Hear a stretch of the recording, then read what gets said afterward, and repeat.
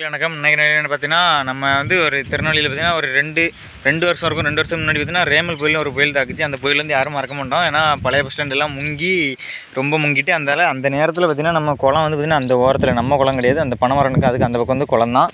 அந்த குளத்தில் பார்த்தீங்கன்னா நம்ம தண்ணி ஏகப்பட்ட தண்ணி ஃபுல்லாக அடைச்சி நம்ம வயலெல்லாம் முங்கிட்டுது. ஒரு வாரத்துக்கு ஃபுல்லாகவே தண்ணி நின்றுச்சுது. ரூமுக்குலாம் முக்கிட்டுனா அந்த மீட்டர் பாக்ஸு, மோட்டர் போட்டு சுவிட்ச் பாக்ஸ் எல்லாமே முங்கிட்டுது. அதில் பார்த்தீங்கன்னா அந்த தண்ணிலாம் அரிச்சிட்டு வரும்போது நிறைய இடத்துலேருந்து எல்லா பொருளையும் அரிச்சிட்டு வரும், மரக்கட்டை கரெக்டாக எல்லாத்தையும். அதுலேருந்து ஒரு தேங்காய் வந்துச்சுது. அந்த தென்னை மரம் வந்து பார்த்திங்கன்னா அப்படியே முளைச்சி ஒரு குளத்து ஓரமாக கரையில் நின்றுச்சுது. நான் அதில் அதை பிடிங்கிட்டு வந்து இங்கே வச்சுருந்தேன். இது பார்த்திங்கன்னா கொஞ்சம் செடி சத்தில் அடைஞ்சி 2 வருஷம் ஆகிட்டு, ஆனால் பராமரிக்கலன்னு அப்படியே நிற்குது. இது கொஞ்சம் கொத்தி விட்டோம்னா நல்லா வந்துடும். ஏன்னா நல்லா இது வந்து நமக்கு வந்து நல்லா நக்குவாரி முறைன்னு நினைக்கிறேன். நல்லா பொடி தேங்காவாக இருந்துச்சு. ரொம்ப பெரிய தேங்காவெலாம் இல்லை, பொடி தேங்காய்னே நல்லா சீக்கிரமாக வந்துச்சு தானே. அந்த இப்போ வந்து நல்லா வீரியமாக மழை பெஞ்சு கொஞ்சம் தூத்தல் விட்டுக்கணுன்னே ஏறி வருது. பார்த்திங்கன்னா இது வந்து தண்ணி கண்ணிலாம் ஊற்றி நம்ம வந்து பாதி சொட்டு நீர் தான். நல்லா இருக்கா கிடங்கு. இந்த கிடங்கு வந்து நம்ம இப்போ வயலுக்கு பக்கத்தில் தோண்டி போட்டிருந்தாங்க.